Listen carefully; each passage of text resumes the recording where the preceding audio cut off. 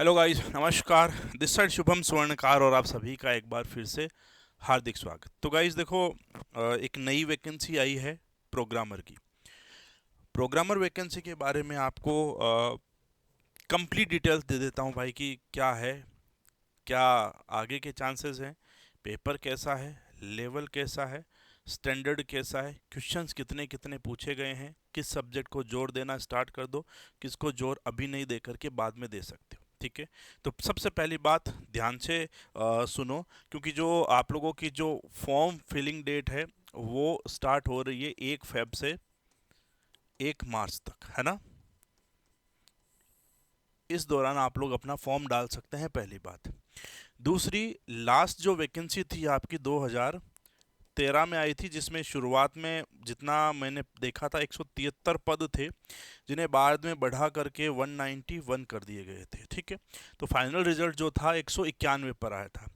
मैंने हालांकि कोशिश करी कि इस 191 पोस्ट पर जो टोटल फॉर्म्स थे वो कितने थे ये मैं पता कर सकूं, बट क्योंकि ये वैकेंसी बहुत ज़्यादा पुरानी हो चुकी है और ये आरटीआई के दायरे से भी बाहर जा चुकी है ना, तो इसलिए ये खबर पता नहीं कर सकते कि कुल कितने फॉर्म थे। ठीक है, अंदाज़ा लगा सकते हैं कि सर उस समय उतने ज़्यादा जो थे लोग अवेलेबल नहीं थे, या उतने कंप्यूटर के मास्टर्स नहीं थे, तो मान लो 40-50 हज़ार या 70-80 हज़ार फॉर्म थे। तो उतने फॉर्म तो आजकल आते हैं। कंप्यूटर अनुदेशक में सीनियर कंप्यूटर अनुदेशक जिसमें मास्टर डिग्री थी, ठीक है, एम ई एम टेक था, बी बी टेक वहाँ पर नहीं था। अब क्योंकि प्रोग्रामर में बी बी टेक भी है, तो बी बी टेक का भी जो बल्क है वो भी आएगा वहाँ पर, सीधी सीधी बात है ना। तो M E M tech master degree की बात करें ना, केवल M C M S C, तो वहाँ पर सीनियर अनुदेशक में तकरीबन 25-30 हज़ार फॉर्म आए थे, है ना। तो 25-30 हज़ार फॉर्म आए थे, तो उसमें भी 200 और 91 पोस्ट कुछ ऐसी थी मेरे हिसाब से। तो 295 पोस्ट थी क्या। उन पोस्ट के लिए कट ऑफ जो थी वो भी कोई ज़्यादा नहीं थी। सिंपल सी बात करूँ तो 50% के आसपास आसपास गई थी, है ना। आसपास मतलब कुछ एक आध परसेंट ऊपर, एक आध परसेंट नीचे, फाइनल जनरल से लेकर एस सी एस टी तक पहुंचे तो। ठीक है। यहाँ पर क्या बात है, 191 पोस्ट जो थी उसमें अगर मैं बात करूं सबसे पहले कट ऑफ की, तो 191 पोस्ट के लिए जनरल की जो थी वो 110 थी। अब देखो, इसमें भी मेन सूची और आरक्षित यानी कि रिजर्व लिस्ट थी। तो रिजर्व लिस्ट में जनरल 105 पे गया था, ठीक है।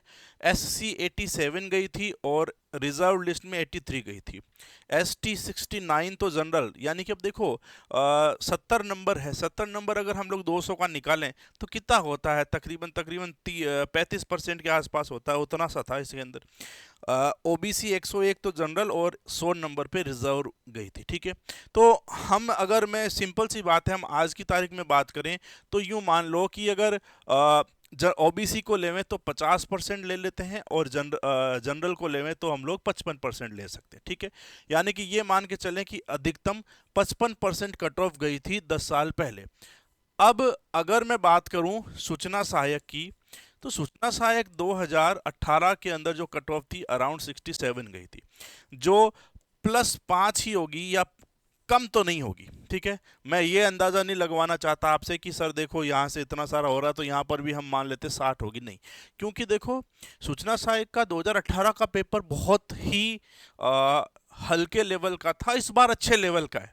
उस समय लोग कम थे, इस समय लोग भी ज्यादा है, तो हर चीज को देखना पड़ता है। तो आप अभी से ये मान के मत चलो कि सर क्या 50-55 रहेगी ताकि 60-65 हो गई है, नहीं। आप तो ये मान के चलो कि 60 से 65 जो है वही टारगेट रहेगा, इससे ज्यादा नहीं जाती, क्योंकि ये जो पेपर है ये आप लोगों के डिग्री लेवल का आता है। और यकीन मानिए कि कितना भी पढ़ लो, कितना भी देख लो, वो बोलता है ना कि कितना भी खा लो भूखा ही रहता है, वो वाली बात है। कितना ही पढ़ लो, प्रश्न इस पेपर के इतने स्टैंडर्ड वाले प्रश्न है कि हल्के फुल्के सो, मतलब कितना आप बेसिक सूचना सहायक पढ़ ले सर, थोड़ा सा डिटेल में पढ़ लो, काम हो जाएगा क्या, तो आई डोंट थिंक कि पॉसिबिलिटी है ऐसी। 60-65% का आंकड़ा है इसके अंदर, है ना। तो 60-65% का आंकड़ा लगभग लगभग मान के चलो। ठीक है। अगली बात कि सर हमारे पास में सब्जेक्ट क्या क्या है, तो देखो, रीजनिंग और database management system, sorry, database management और कंप्यूटर नेटवर्क जो है, ये आप लोगों का पेपर फर्स्ट है। System analysis and programming paper 2 है, ठीक है। ये जीके और रीजनिंग भी पेपर 1 में आती है। 2013 का जब एनालिसिस करते हैं तो उसमें हमें ये देखने को मिलता है भाई कि 10 सवाल जीके के पूछे गए थे, 10 सवाल आप लोगों की रीजनिंग। पहली बात तो कि सर पेपर में सवाल कितने आते हैं, सवाल 100 तो नहीं आते। तो देखो क्वेश्चंस जो हैं वो 2013 के पेपर की बात कर रहा हूँ 120 थे, और जो मार्क्स थे वो 100 में से थे, ठीक है। जैसे सूचना सहायक में 150 प्रश्न आते हैं 100 नंबर के, वैसे के वैसे प्रोग्रामर में 120 प्रश्न हर पेपर में 100 नंबर के थे, ठीक है। तो 10 जो 5 है वो राजस्थान का जीके था और 5 जो था वो इंडिया जीके था, ठीक है। 8 प्योर रीजनिंग थे, एक डेटा इंटरप्रिटेशन और डेटा सफिशिएंसी जो लॉजिकल रीजनिंग होते हैं वहां से थे, ठीक है।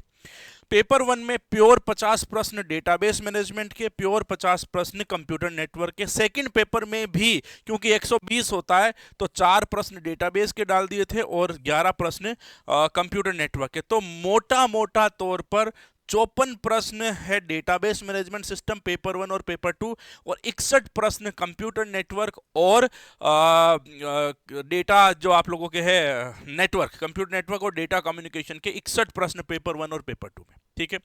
पेपर सेकंड में सिस्टम एनालिसिस के प्योर 36 प्रश्न थे, और प्रोग्रामिंग कंसेप्ट, क्योंकि इस चीज पे ज्यादा जोर दिया जाता है, प्रोग्रामर का नाम ही इसके कारण है, तो 70 प्रश्न मान लो, 69 प्रश्न, 69 प्रश्न जो थे वो उसमें दिए गए थे। तो 70%, यानी कि 120 में से 70 प्रश्न अगर लैंग्वेज के हैं, और आप तो सेड को छोड़ करके लैंग्वेज ही अच्छे से उतार लो अपने दिमाग में, मेरिट 110 पे गई थी, ओबीसी 100 पे गई थी, 70 प्रश्न प्रोग्रामिंग के सेकंड पेपर में। दूसरी बात, पहले पेपर में 50, सेकंड पेपर में 11 नेटवर्किंग के। तो देखो मैं एक रफली आइडिया दे रहा हूं कि कंप्यूटर नेटवर्क प्लस प्रोग्रामिंग जो है वो आप लोग एकदम डेप्थ से उठा करके कंप्लीट अगर रिवाइज करो तो इस पेपर में आप लोगों को 61 प्लस 69 यानी कि 130 130 प्रश्न आपके सही हो रहे हैं, 130 प्रश्न आपके सही हो रहे हैं, है ना। कितने में से 240 में से 120 और 120 होगा ना, मोटा मोटा तौर पर। हालांकि सीधा सही तो किसी के नहीं होता, समय लगता है। तो ये मैं बता रहा हूँ आइडिया कि कंप्यूटर नेटवर्क इंपॉर्टेंट है पहले पेपर में, और दूसरे पेपर में है प्रोग्रामिंग कंसेप्ट बहुत ज़्यादा इंपॉर्टेंट। तो नेटवर्क पे फोकस करना है पहले पेपर में, और प्रोग्रामिंग पे फोकस करना है दूसरे पेपर में। ये चीज़ आप लोगों को अच्छे से आ जानी चाहिए। डेटाबेस मैनेजमेंट पढ़ना है, 50 नंबर इसके भी है, मैं ये नहीं बोल रहा नहीं पढ़ना, लेकिन फोकस जो है वो इसमें नेटवर्क पहला पेपर और प्रोग्रामिंग दूसरा पेपर, बस। हालांकि बाद में डीबीएमएस और एसएडी भी पढ़ेंगे, लेकिन आप आज पढ़ाई करना स्टार्ट करते हो तो दोनों पेपर लेकर बैठो, पहले में नेटवर्क और कम्युनिकेशन उठा लो, दूसरे में प्रोग्रामिंग उठा लो, बाकी बाद में करेंगे, ठीक है। महीना 1.5 महीना अच्छे से दो इनको, क्योंकि ये बहुत बड़ा पेपर है, क्योंकि कम्युनिकेशन एंड नेटवर्क का काम है आगे और प्रोग्रामिंग का काम है आगे, ठीक है। प्रोग्रामिंग के अंदर भी जो है वो जावा का निचोड़ निकालना आप लोगों को, ठीक है। हालांकि छोटी मोटी सी ऑप्स जो है ये भी पढ़नी है, बट जावा मोटा मोटा तौर पर आप लोगों को इसमें पूरी की पूरी मिलने वाली, ठीक है। ये बात आप लोगों को समझ में आ गई ना, किस पेपर में कितने प्रश्न कौन से चैप्टर से आए हैं, कौन से सब्जेक्ट से आए, ठीक है।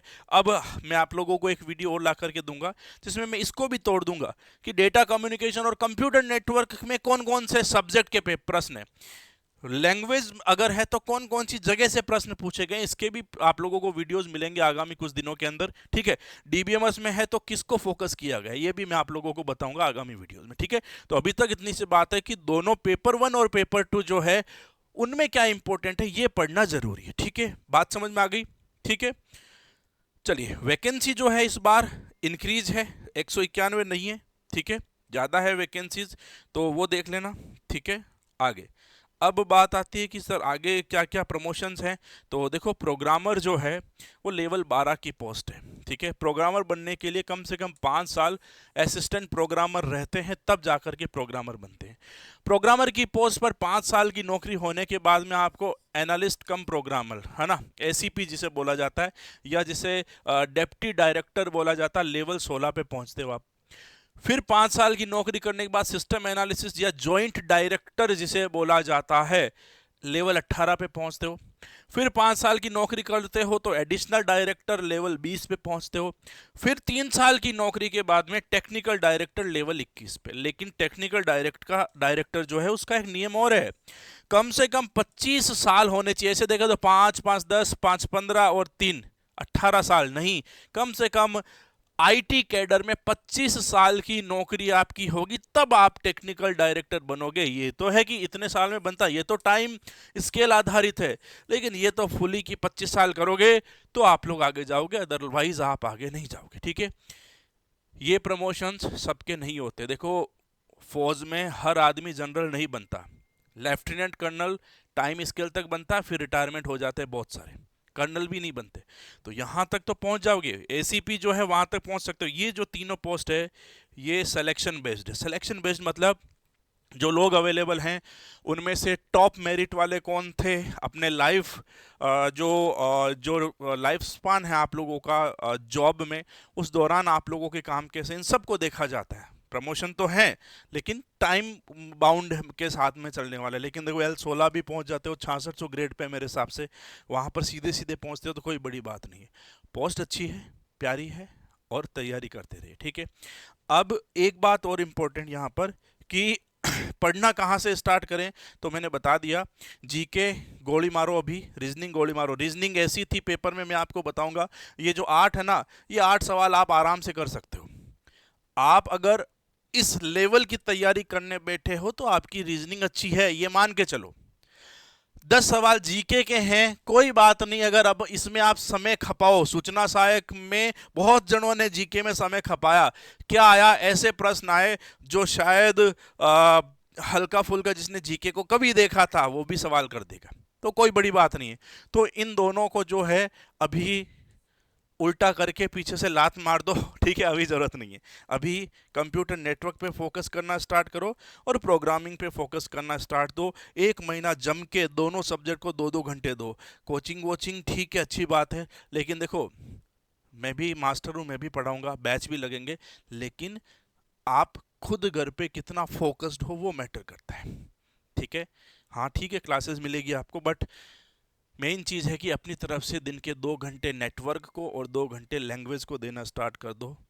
ठीक है, तो आप लोगों के लिए बहुत प्यारी है। दूसरा एक और कि सर परीक्षा जो है वो कब तक होने वाली है, तो भाई परीक्षा की बात करें तो देखो फरवरी से लेकर के मार्च, ठीक है, 1 मार्च तक तो फॉर्म है। ठीक है, अब जैसा अभी सुनने में आ रहा कि 16 या 17 अप्रैल जो है वो आप लोगों के उसकी है डेट चुनाव की, लोकसभा की। तो इससे पहले आप लोगों को कोई मतलब नहीं, 16 अप्रैल के बाद में एग्ज़ाम आपका जो चुनाव होता है, तो मान लो कि मई, शुरुआत में मई के फर्स्ट वीक में जो है वो आप लोगों की रिजल्ट आता है।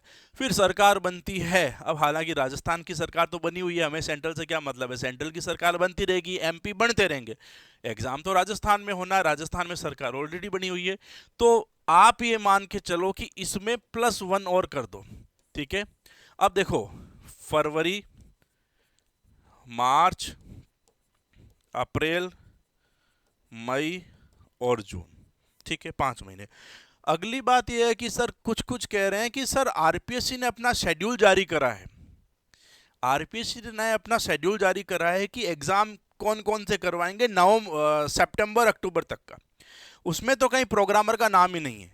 प्रोग्रामर की वैकेंसी आई है अभी जस्ट, हो सकता है इस दौरान भी करवा ले। ऐसा मत सोच के चलना सितंबर तक कोई एग्जाम नहीं है तो ये अक्टूबर नवंबर के बाद में हो सकता है, नहीं। आप अभी मोटे मोटे तौर पर ये लेके चलो, बस यहां तक नहीं होगा, ये पक्का है। फरवरी के 29 दिन है, मार्च के 31 है, अप्रैल के 30 है, मई के 31 है, जून के 30 है। ठीक है, 9 10 11 3 3 3 चौक 12 13 14 और एक 15, 151 151 दिनों की स्ट्रेटजी बना लो और जो है स्ट्रेटजी बना के काम स्टार्ट कर दो। ठीक है, मंजिल बहुत ही कठिन है। प्रोग्रामर बनना is not an easy task, but बहुत टफ है, लेकिन उतना भी नहीं है। ठीक है, तो किसी ने कहा था ना कि राहें जहां तक जाएगी राहगीर वहां तक जाएगा, मत पूछ दरिया से कि नीर कहां तक जाएगा। अरे खींच डोर धनुष की और साध निशाना मंजिल का, बाकी बाद में देखा जाएगा कि तीर कहां तक जाएगा, तीर कहां तक जाएगा। तो मिलेंगे आगामी वीडियोस में, तब तक के लिए thank you so much, bye bye.